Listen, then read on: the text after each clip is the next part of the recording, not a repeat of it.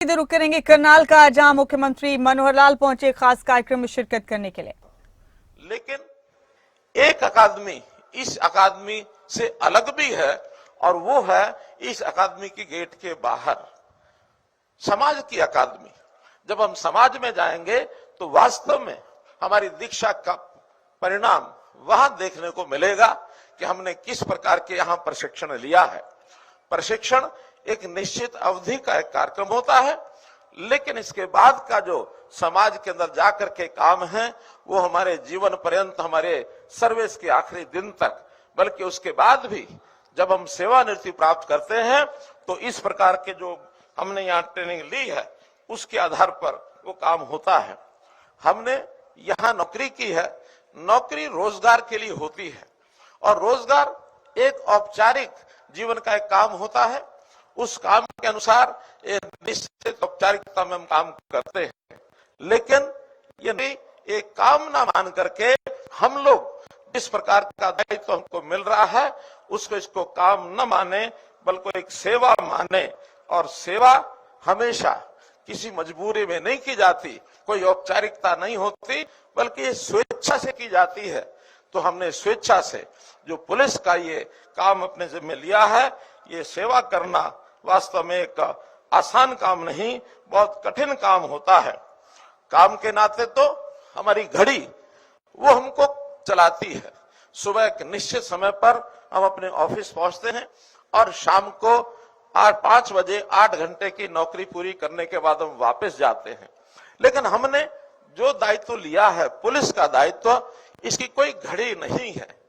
मैं भी आपकी तरह मित्रों, भाइयों, बहनों, घड़ी कभी नहीं रखता, बल्कि सेवा भाव से जो पूरा काल चक्र 24 घंटे का है, लगातार सेवा के लिए अलर्ट आप और हम दोनों मिलकर के रहते हैं। इसलिए घड़ी की ओर देखने वाला व्यक्ति वो केवल नौकरी करता है, लेकिन जो घड़ी की ओर नहीं देखता, हम चाहे अपनी ड्यूटी पर हैं, चाहे कहीं अपना अन्वेषण कर रहे हैं, कहीं सड़क पर खड़े हैं, कहीं ऑफिस में बैठे हैं, कहीं घर में हैं, किसी भी स्थान पर हैं, हमेशा अलर्ट रहते हैं 24 घंटे कि कब कौन सा क्षण आ जाए जब हमको दौड़ करके और उस काम के लिए आगे बढ़ना पड़े। इसलिए भाइयों बहनों, हम जो काम जिम्मे लिया है ये एक प्रकार से हमारे सम्मान के साथ भी जुड़ा है, क्योंकि पुलिस का जो काम है वो केवल, जैसा मैंने बताया, रोजगार नहीं, हमारा सम्मान और हमारे देश के प्रति सेवा, उसका सम्मान। जब अच्छा काम करते हैं तो हमेशा अपनी वर्दी का इसका सम्मान बढ़ाते हैं, अपने पुलिस बल का ये सम्मान बढ़ाते हैं और हमारे कंधे पर जो एक बैज लगा है उस बैज का सम्मान बढ़ाते हैं। और हमारी सांघिक सामूहिक जिम्मेदारी कई बार तो देखने को मिलती है। मान लो हमारे से कोई कमी हो जाए, गलती हो जाए, बाकी जगह पर तो व्यक्ति का नाम लेकर के बोल देते हैं कि अमुक अधिकारी ने ये गलती की है, कमी रह गई है, शायद उसको ऊंचा नीचा बात कहते हैं। लेकिन जब हमसे कोई गलती हो जाए तो हमारा नाम या हमारा पद की बजाय पुलिस के ऊपर ताना कसते हैं कि पुलिस ने गलती की है, पुलिस तो होती ही ऐसी है। इसलिए हम में से एक भी व्यक्ति यदि अपनी काम में न्यूनता छोड़ता है तो हमारे पूरे वर्ग को ये बदनाम करता है। तो मेरी वर्दी का मान बढ़े, मेरे काम का मान बढ़े, मेरी पुलिस का मान बढ़े, इसलिए हमको हमेशा अपने दायित्व को सेवा के भाव से निर्वाह करना होता है। हमारे हाथ में एक डंडा होता है, हमारे कंधे पर बैज होता है, ये 2 निशानी पुलिस की मानी जाती है। लेकिन वजन तोलेंगे तो डंडे का वजन ज्यादा है, लेकिन अनुभव करेंगे तो हमारे ऊपर जो दायित्व है, हमारे जो बैज का वजन हमारे लिए ज्यादा है। इसलिए बैज का सम्मान ये हमारे लिए बहुत ही जरूरी है।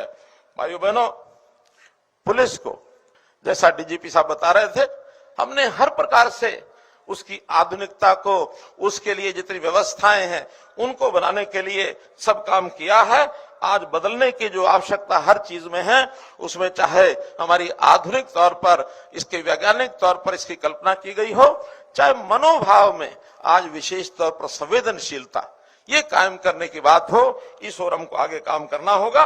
और विशेष तौर पर समाज में भिन्न भिन्न वर्ग हैं, कोई उच्च श्रेणी का वर्ग है, कोई मध्यम श्रेणी का वर्ग है, और एक श्रेणी ऐसी जो जिसको हम अंत्योदय कहते हैं, जो बिल्कुल नीचे खड़ी है, किन्हीं कारणों से पिछड़ गई है, अपने जन्म के कारण से किसी परिवार में उसने जन्म लिया, किसी जाति में लिया, किसी इलाके में लिया, लेकिन उसके मुख में जबान भी नहीं है। अन्याय का सबसे ज्यादा शिकार वो वर्ग होता है जो पिछड़ा हुआ है।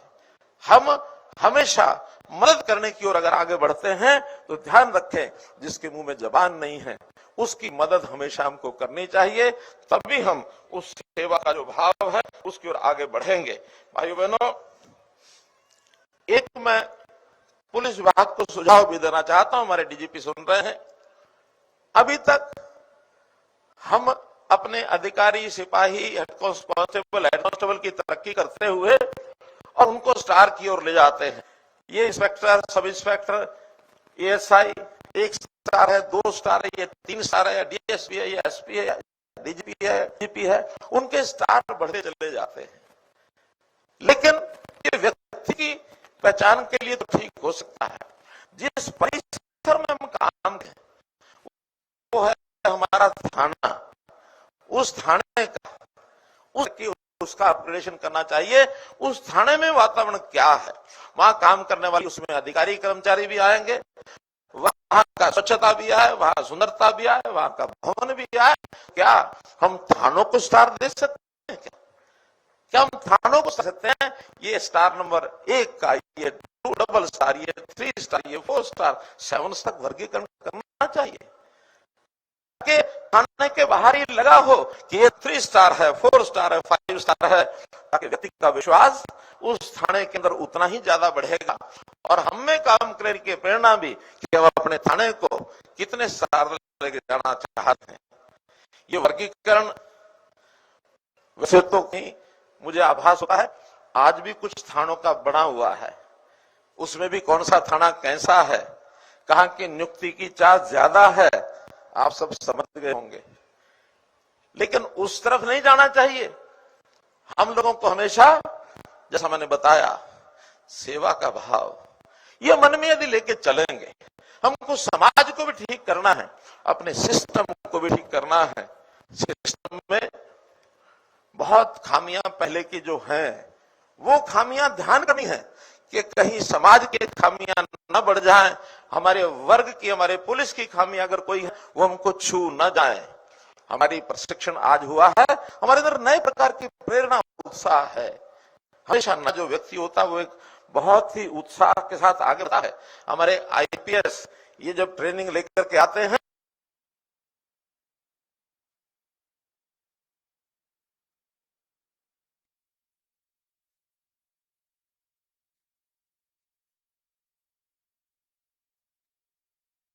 सुन रहे हैं आप मुख्यमंत्री मनोहर लाल को। दीक्षांत समारोह का आयोजन किया गया यहां एचपीए मधुबन में। इस दौरान 441 सब इंस्पेक्टर्स को जन सेवा के लिए समर्पित किया गया। मुख्यमंत्री ने बताया कि इन 441 सब इंस्पेक्टर्स में प्रदेश की बेटियां भी शामिल हैं। अहम खबर है आपके टीवी स्क्रीन पर इस वक्त की। मुख्यमंत्री मनोहर लाल अपना संबोधन दे रहे करनाल में, आइए सुनते हैं वो क्या कह रहे हैं। किसान उसकी अफारा हो गया, अफारा हुआ तो पशुओं के डॉक्टर के पास गया कि भैंस को अफारा हुआ, दवाई दीजिए। उसने एक मोटी सी गोली दे दी और मोटी गोली कहा कि भैंस को खिलाओ। ने पूछा कैसे खिलाऊं? एक पाइप ले लो, लोहे का या बांस का छोटा पाइप, वो पाइप का एक सिरा भैंस के मुंह में डालो, उसके अंदर गोली डालो और दूसरे सिरे पर जो अपना मुंह लगा करके और फूंक मार दो ताकि वो गोली भैंस के पेट में चली। दौड़ा किसान भैंस के पास गया, पाइप लिया, पाइप भैंस के मुंह में लगाया, गोली, और जोर से जो फूंक मारने लगा किसान फूंक मारता, इससे पहले भैंस ने फूंक मार दी और वो गोली किसान के पेट में चली गई।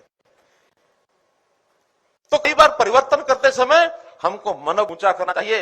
हमको जिसको जो संभालना सिखाना है वही सिखाएंगे, किसी कमी के हम शिकार न हो जाए। इसलिए मित्रों, भाइयों बहनों, इस सकारात्मक सोच से यदि आप बात आगे बढ़ेंगे तो निश्चित रूप से इस अपराध की वृत्ति को हम रोक पाएंगे।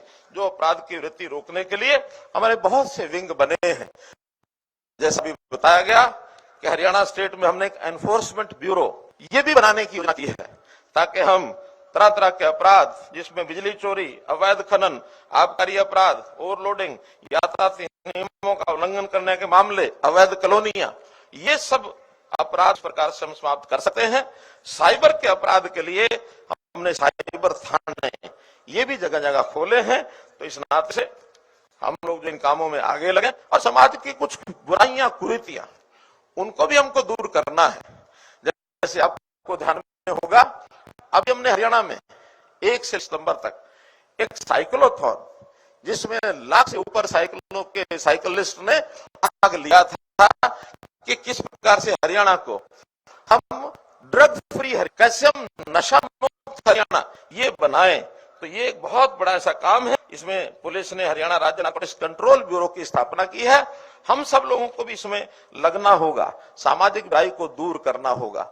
सामाजिक बुराई को दूर करने से पहले एक चेतावनी भी, एक बार एक महिला एक संत के पास गई कि महाराज मेरा ये बेटा गुड़ बहुत खाता है, इसको गुड़ छुड़वा दीजिए। महात्मा ने थोड़ा बच्चे की तरफ देखा, बाद में कहा कि माई 1 हफ्ते बाद आना। अब फिर वो गई, माई ने फिर वही कहा और संत ने वही कहा 1 हफ्ते बाद आना। तीसरे सप्ताह फिर गई, माई ने भी वही कहा, संत ने वही कहा 1 हफ्ते बाद आना। 4 हफ्ते बीतने के बाद और उस बच्चे को संत ने बुलाया कि बेटा इधर आओ, गुड़ खाना अच्छी बात नहीं है, गुड़ छोड़ दो। बच्चे ने कहा ठीक है महाराज। अब बच्चे ने गुड़ खाना छोड़ दिया। उसके अगले 7 दिन बाद वो महिला संत के पास जाते कि महाराज ये बात तो आप पहले दिन भी कह सकते थे। अब ये बात ऐसी मैं गंभीर से आपको बता रहा हूं, समझने वाले समझ जाएंगे। उन्होंने कहा कि माई जिस दिन पहली बार आई थी उस दिन मैं गुड़ खाता था, मैंने 4 सप्ताह लगा करके ये गुड़ छोड़ा है। आज मुझे ताकत मिली है, बल मिला कि मैं इस बच्चे को कह सकता हूं कि गुड़ मत खाइए। ये प्रेरणा तभी बच्चे को मिली है। हम भी अगर कोई एक्शन लेना चाहते किसी बुराई को दूर करने के लिए, तो हमारे एक्शन में बल कब आएगा, जब उस चीज से स्वयं अपने आप को दूर रखे। स्वयं अपने आप को दूर रखना होगा। कोई समाज की बुराई वो पहले हमें संभलना है, हमारे बाकी साथ के लोगों को संभलना है। फिर समाज में एक्शन लेना हो तब भी और उनको परस्यू करना हो तब भी जाकर के ये सब होता है। मैं एक घोषणा ये करता हूं कि शिक्षा के लिए हम तो यहां तक बढ़े हैं, हमारे परिवार के बच्चे बढ़े, तो जितने भी हमारे पुलिस लाइंस हैं, डीजीपी साहब वहां हर एक पुलिस लाइंस में एक ई-लाइब्रेरी जरूर खुलवाइए, ताकि जो बच्चे हैं हमारे इन जवानों के, हमारे पुलिस के लोगों के, इनके बच्चे भी पढ़ाई में अच्छे कर सकें। इन पुलिस कर्मियों की स्वास्थ्य जांच ये भी लगातार कराते रहें, क्योंकि स्वास्थ्य अच्छा है तो निश्चित रूप से हम लंबे समय तक हम अपना काम करेंगे। और स्वास्थ्य के लिए जहां तक संभव हो योग पद्धति और आयुष पद्धति इसका ही सहारा लेना चाहिए। इससे जीवन लंबा होता है, व्यक्ति स्वस्थ रहता है। एक योजना हमने सेवानिवृत्त जो पुलिस कर्मी हैं उनके लिए प्रहरी योजना हमने चलाई थी कि 80 वर्ष से ऊपर के जितने समाज में ऐसे लोग हैं उनकी सबकी देखभाल, उनके घर जाना, उनके परिवार या व्यक्ति खुद है, उनकी पत्नी है, उनका और भी कोई, कई बार लावारिस ऐसे माता पिता को छोड़ करके बच्चे मस्त हो जाते हैं, उनकी सेवा भाव करने वाला कोई नहीं होता, तो उनकी देखभाल ठीक हो जाए। प्रहरी योजना में भी हमको हर संभव मदद करनी चाहिए। मित्रों, आज हमारे होम डिपार्टमेंट की ओर से एक विशेष जो चर्चा करके एक बात तय की गई है कि हमारे पुलिस कर्मियों का भी आखिर कुछ वर्षों के बाद उनकी जो सुविधाएं हैं, उनके जो भत्ते हैं, उसमें बढ़ोतरी करनी चाहिए। तो मैंने अभी हमारे डीजीपी साहब और हमारे होम सेक्रेटरी और फाइनेंस डिपार्टमेंट के साथ बैठ करके जो तय किया है उसकी मैं जानकारी आपको देता हूं। सबसे पहले तो हमारी जो राशन मनी है, इस राशन मनी को डाइट मनी कहा जाएगा। उस डाइट मनी के हिसाब से फिर हमारा वर्दी भत्ता है, किट मेंटेनेंस है, उसका जो अलाउंस है, और कमांडो की भी जो डाइट है, इस डाइट को प्राय सब जगह हमने 2.5 गुना की बढ़ोतरी की है। ये जो वर्दी भत्ता है, अभी तक डीएसपी को भर्ती होते समय सिर्फ एक बार 5,000 रुपया मिलता था, लेकिन जैसे इंस्पेक्टर सब इंस्पेक्टर को मिलता है, अब डीएसपी को भी वर्ष में 10,000 रुपया वर्दी भत्ता ये भी मंजूर किया गया है। इसी तरह कन्वेंस अलाउंस, ये कांस्टेबल हेड कांस्टेबल को जो 120 रुपया मासिक मिलता था, वो अब 720 रुपया मासिक अर्थात 6 गुना उसको हमने किया है। एएसआई, एसआई और इंस्पेक्टर, इनका जो है 1,000 रुपया मासिक ये भत्ता किया गया है। इसी प्रकार जो हमारे पुलिस है, इसमें जो कार्यरत स्टाफ है, यहां मेहनत थोड़ी ज्यादा होती है, तो इस नाते से इनको एक विशेष भत्ता बेसिक पे पर 20%, ये इनको अतिरिक्त राशि जो है इस प्रशिक्षण स्टाफ को यहां मिला करेगी।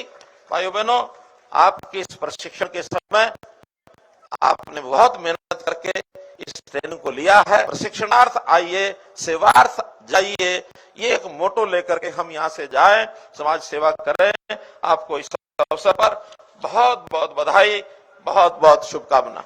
धन्यवाद। आप सुन रहे थे मुख्यमंत्री मनोहर लाल को एचपीए मधुबन में खास कॉन्वोकेशन प्रोग्राम में शिरकत करने के लिए पहुंचे हैं मुख्यमंत्री। यहां पर हमारे स्टेट हेड जितेंद्र चौधरी हमारे साथ बने हुए इस खबर पर चर्चाओं के लिए, उन्हीं का रुख करेंगे। जितेंद्र, काफी अहम ये प्रोग्राम था, दीक्षांत समारोह में शिरकत की मुख्यमंत्री ने और इस दौरान पुलिस महकमे के लिए कई अहम घोषणाएं उन्होंने की है। कैसे समझेंगे इस खबर को जितेंद्र? देखिए, बिल्कुल मुख्यमंत्री मनोहर लाल आज करनाल दौरे पर है। सुबह ही मुख्यमंत्री मनोहर लाल करनाल पहुंच गए थे, जहां पर अधिकारियों के साथ एक बैठक की। उसके बाद पुलिस के जो सब इंस्पेक्टर हैं, उनके दीक्षांत समारोह के अंदर मुख्यमंत्री की तरफ से शिरकत की गई है और उन्हें जन सेवा के लिए समर्पित किया गया है। उनका प्रोबेशन पीरियड जो है वो खत्म करते हुए, साथ ही साथ अगर हम बात करें, अब मुख्यमंत्री की तरफ से संबोधन जो किया जा रहा था, उसमें कई महत्वपूर्ण घोषणाएं जो हैं वो पुलिस कर्मियों के लिए की गई हैं। डीएसपी से लेकर के जो स्टेशन पर जो पुलिसकर्मी होते हैं, उनके कन्वेंस को लेकर के, वर्दी भत्ते को लेकर के तमाम जो घोषणाएं हैं वो मुख्यमंत्री की तरफ से की गई है, जिनके अंदर करीब करीब 2.5 गुना की जो बढ़ोतरी है वो की गई है। जहां कन्वेंस को बढ़ाने का काम मुख्यमंत्री की तरफ से किया गया है, वहीं दूसरी तरफ वर्दी भत्ते को भी देने की जो घोषणा है मुख्यमंत्री मनोहर लाल की तरफ से करनाल के मधुबन में की गई है। मुख्यमंत्री ने स्पष्ट किया कि डीएसपी को जो एक बार 5,000 रुपए जो है वो मिला करते थे वर्दी भत्ते के तौर पर, वो अब साल में जो है एक बार 10,000 रुपए जो है देने की जो घोषणा है मुख्यमंत्री मनोहर लाल की तरफ से की गई है। वहीं कन्वेंस को लेकर के भी जो पुलिसकर्मियों को 120 रुपए अभी तक मिला करता था, उसे 700 रुपए से भी अधिक बढ़ा दिया गया है। इस प्रकार की घोषणा मुख्यमंत्री की तरफ से अभी कुछ ही देर पहले करनाल के मधुबन में की गई है। साथ ही साथ जो प्रशिक्षण देने वाले पुलिसकर्मी हैं, उनको लेकर के भी मुख्यमंत्री की तरफ से विशेष घोषणा करते हुए ये कहा गया है कि उनके बेसिक पे में जो बढ़ोतरी है वो करके दी जाएगी, क्योंकि प्रशिक्षण देने वाले पुलिसकर्मियों की एक अहम भूमिका रहती है। साथ ही लोगों की जो सेवा है, जन सेवा किस प्रकार से करनी है, इसको लेकर के भी मुख्यमंत्री की तरफ से जो पाठ है वो पुलिसकर्मियों को पढ़ाया गया है। पुलिस के आला अधिकारी यहाँ पर मौजूद थे। मुख्यमंत्री ने ये कहा है कि जिस प्रकार से एक पुलिसकर्मी के कंधे पर स्टार्स होते हैं, इसी प्रकार से जो थाने हैं उनके बाहर भी जो स्टार्स है वो होने चाहिए, ताकि उस थाने पर किस प्रकार की सुविधाएं लोगों को दी जा रही हैं, उनकी समस्याओं का हल करने को लेकर के, उनकी परेशानियों को दूर करने को लेकर के उस थाने की भी एक छवि जो है वो लोगों के जाहिर है। जितेंद्र, मुख्यमंत्री के इन ऐलानात के बाद, इन घोषणाओं के बाद पुलिस महकमे में खुशी का माहौल है। बेहद शुक्रिया जितेंद्र आपका इस खबर की तह तक जाने के लिए, इस खबर की तमाम चर्चाएं करने के लिए। बहुत शुक्रिया आपका।